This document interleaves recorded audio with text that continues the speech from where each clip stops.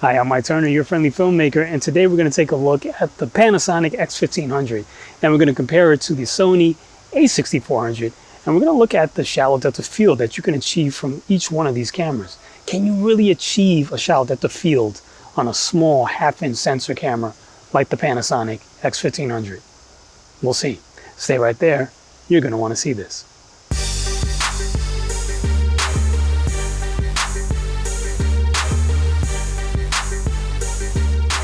Right now we're recording with the Panasonic X1500, and I'm standing about 5 feet away from the camera.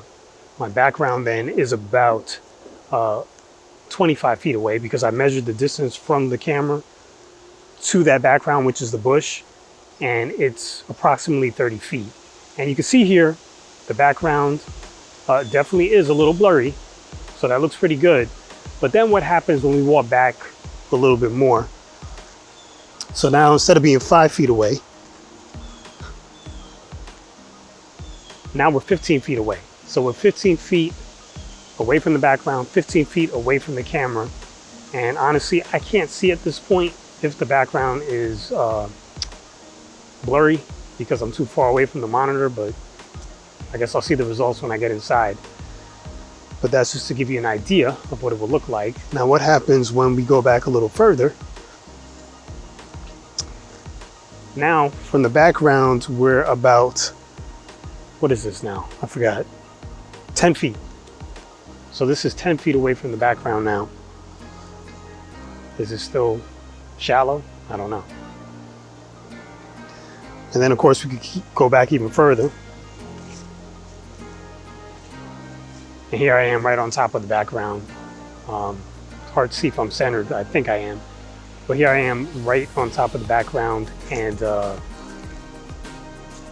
I can touch it. And just so you know, in this camera right now, it's set to f3.6, not f4, because in auto mode, I can't control the aperture. But f3.6 and f4 are really not that much different. F4 is what I'm going to use on the Sony because that is as wide as I can get. And the focus is having a hard time getting my face. Come on. The box is around my face, yet I look blurry. I'm not sure why. That's really annoying. Okay, there I am.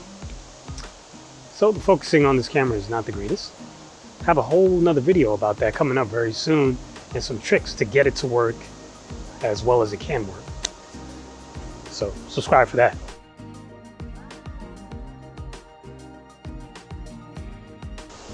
This is f4 on the Sony.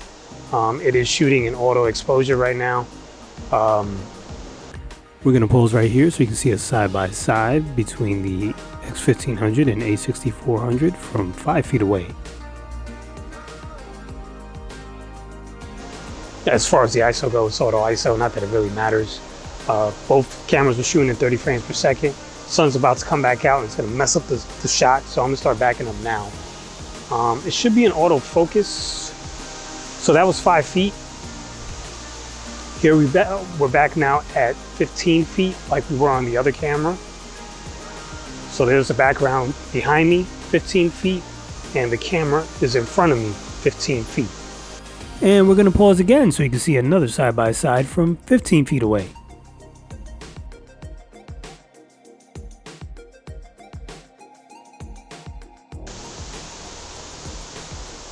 Okay, we're going to keep going back to the next point. I think in the last one I said this was 10 feet away from the background, but I think it's more like 5 feet. So I think I was wrong. So this is about 5 feet away from the background. So it's not close, but it's not far either. I don't know if there's going to be a shallow depth of field even on this camera. And we'll pause one last time so you can see a side-by-side from about 5-7 feet away from the background. Then we're just going to walk all the way back. Let me just count this out because I think it's 5 feet. 1, 2, 3, 4, 5. Oh, maybe it is 10 feet. Okay, we'll call it 10 feet. All right, and here we are right on top of the background, just like I was last time. Because I was about that far. So the background is really right behind me, about a foot, just like it was in the last shot. Everything should be in focus, I imagine, even on this camera. It's really close, and we're only at f4. So, and we're not zoomed in all that much. So there it is. It's not as different as I thought it would be. You can still achieve a shot depth of field with a small sensor camera. You do need some space. It is better to be zoomed in or be closer to your camera is the best way to have your subject close and then have a background that's far away. That's going to get you the best results. But like you can see here, if you're trying to shoot something that is not a head and shoulder shot, you want something that's a medium shot with two people, well, you got to zoom out. And once you zoom out, you're not really getting the same shot depth of field. Let's just check that with the Sony. So here you can see, if I was doing like a medium shot or something, there could be two people in this frame, and this would be shot depth of field you can expect with this camera. Probably not the best with this either, but let's put the other camera on and test that out. You're shooting your subjects, you're 5 feet away, you got some space between you and the background. This is what you can expect on the X1500. And here is our last comparison.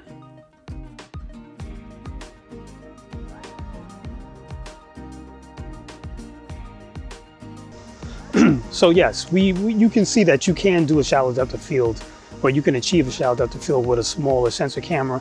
It's definitely not going to be as easy as you can do it with a larger sensor camera, but it is possible. There's going to be some situations where it's just not going to work. But hey, there's some situations even with the larger sensor camera where it just doesn't work either. You know, it's just hard depending on how you want the framing of your shot. If you don't mind a real tight shot, it's going to work, you know. If you don't mind getting the camera super close to your subject, even with a 1/2-inch sensor, it's going to work. But it just really depends on what you're shooting. So anyway, I hope you guys found that helpful. You know, we'd love to hear your experience with your 1/2-inch cameras, if it's providing enough of the look that you want or not, how you guys deal with it, what your thoughts are on this Panasonic X1500 and what you just saw. And you know, put it down in the comments below. Subscribe to my channel if you haven't already done so. Look for more videos about this camera coming out very soon. I'm gonna do a lot of other tests, show you some image quality coming out of the camera, you know, from different weddings and whatnot. As always, I'm Mike Turner. Thanks for watching, and I guess I'll see you soon.